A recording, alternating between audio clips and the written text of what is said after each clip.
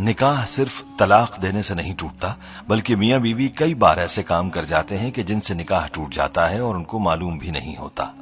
آج کی ویڈیو میں ہم آپ کو 7 ایسے کاموں کے بارے میں بتانے والے ہیں کہ جن کی وجہ سے نکاح خود بخود ٹوٹ جاتا ہے۔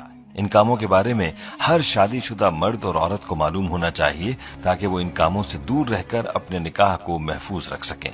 یہ کام ایسے ہیں کہ جن کی وجہ سے طلاق دیے بغیر ہی نکاح ٹوٹ جاتا ہے، اس لیے ہر شادی شدہ مرد اور عورت کو ان کاموں کے بارے میں معلوم ہونا چاہیے، کیونکہ ان کاموں سے میاں بیوی کا رشتہ ختم ہو جاتا ہے اور وہ ایک دوسرے کے لیے ایسے ہی حرام ہو جاتے ہیں جیسے طلاق دینے سے۔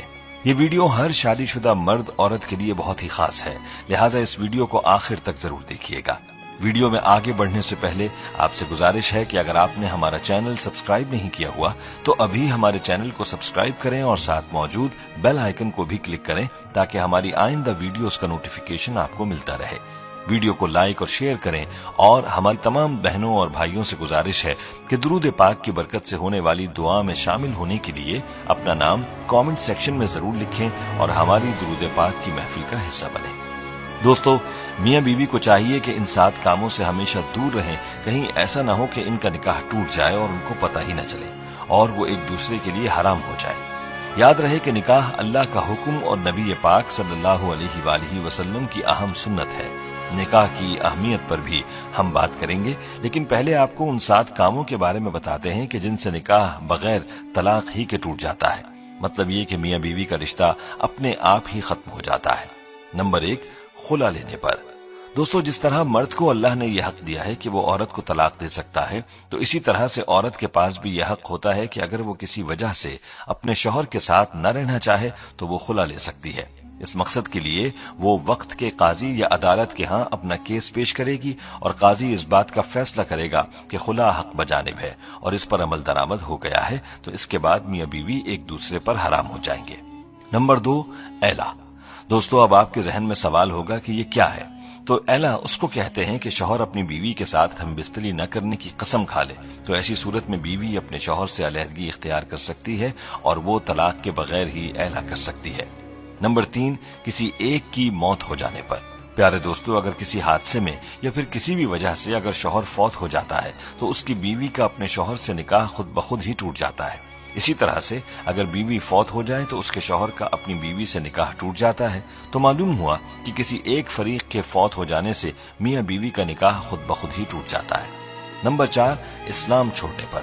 دوستو، اگر میاں بیوی میں سے کوئی ایک بھی اسلام کو چھوڑ کر کوئی دوسرا مذہب اختیار کر لیتا ہے تو ایسی صورت میں بھی نکاح ٹوٹ جاتا ہے، چاہے میاں اسلام کو چھوڑے یا بیوی اسلام سے خارج ہو جائے تو نکاح باقی نہ رہے گا اور بغیر طلاق ہی میاں بیوی کا نکاح ختم ہو جائے گا۔ اگر اسلام چھوڑ دینے کے بعد بھی میاں بیوی ایک ساتھ رہتے ہیں تو ان کا آپس کا یہ تعلق جائز نہیں رہتا بلکہ یہ تعلق حرام ہو جاتا ہے۔ نمبر 5، کسی ایک کے لاپتہ ہونے پر۔ دوستو، اگر میاں یا بیوی میں سے کوئی ایک لاپتہ ہو جاتا ہے یا گھر چھوڑ چلا جاتا ہے اور اس کی کوئی خبر نہیں، تلاش کرنے کے بعد بھی اس کا پتہ نہیں چلتا اور کافی عرصہ گزر جاتا ہے تو ایسی صورت میں بھی نکاح ٹوٹ جاتا ہے۔ اب سوال یہ ہے کہ یہ کتنا عرصہ ہے؟ تو ایک روایت میں 3 سال کا ذکر ملتا ہے، یعنی میاں یا بیوی کے لاپتہ ہونے کے بعد 3 سال کا عرصہ گزر گیا اور کچھ پتہ نہ چلا تو نکاح خود بخود ہی ٹوٹ جائے گا۔ ایسی صورت میں میاں بیوی چاہیں تو کسی دوسرے کے ساتھ نکاح کر سکتے ہیں۔ دوستو، نمبر 6 رشتوں کے حوالے سے ہے، یعنی اگر کسی مرد کا اپنی رضائی بہن سے انجانے میں نکاح ہو چکا تھا، یعنی ان کو معلوم نہ تھا کہ وہ رضائی بہن بھائی ہیں اور نکاح ہو گیا، تو اس رشتے کے معلوم ہو جانے پر یہ نکاح ختم ہو جائے گا، کیونکہ جس طرح حقیقی بہن بھائی کا نکاح نہیں ہو سکتا، اسی طرح رضائی بہن بھائی بھی نکاح نہیں کر سکتے اور انجانے میں نکاح ہونے کی صورت میں یہ نکاح اسی وقت ٹوٹ جائے گا جس وقت رشتے کے بارے میں علم ہو جائے گا۔ دوستو، نمبر 7 بھی رشتوں کے حوالے سے ہے۔ یہ بات انتہائی غور طلب ہے جو والدین اور اولاد کے رشتوں کے حوالے سے ہے۔ دوستو، اگر بیٹا یا بیٹی 9 سال کی عمر کو پہنچ جائیں تو ماں باپ کو چاہیے کہ وہ ان کو اپنے پاس نہ سلائیں، یعنی باپ بیٹی کو اپنے پاس نہ سلائے جب وہ 9 سال کی ہو جائے اور ماں اپنے بیٹے کو اپنے پاس نہ سلائے جب وہ 9 سال کا ہو جائے، بلکہ ان کے ساتھ پیار کرنے میں بھی احتیاط کریں اور ان کے جسم کو اپنے جسم سے دور رکھیں، کیونکہ اگر باپ اور بیٹی کے قریب ہونے سے باپ کی شہوت یا بیٹی کی شہوت جاگ گئی تو میاں بیوی کا رشتہ ٹوٹ جائے گا۔ اور یہی صورت ماں اور بیٹے کی ہے کہ اگر ماں اور بیٹا ایک دوسرے کے قریب ہوئے اور ان کی شہوت جاگ گئی تو بھی نکاح ٹوٹ جائے گا۔ اس لیے چاہیے کہ اس حوالے سے بہت احتیاط کی جائے۔ باپ کو چاہیے کہ وہ بیٹی کو پیار کرنا چاہے تو اس کے سر پر ہاتھ پھیرے اور بوسہ بھی سر پر دے، جسم کو دور رکھے، اور اسی طرح ماں بیٹے کو پیار کرتے وقت بھی احتیاط کرے، اپنے بدن کو دور رکھ کر بیٹے کو پیار کرے۔ دوستو، یہ وہ 7 کام تھے کہ جن کی وجہ سے بغیر طلاق ہی نکاح ٹوٹ جاتا ہے۔ اس لیے میاں بیوی کو چاہیے کہ ان کاموں سے دور رہیں، ورنہ ان کا نکاح ٹوٹ جائے گا اور وہ ایک دوسرے کے لیے حرام ہو جائیں گے۔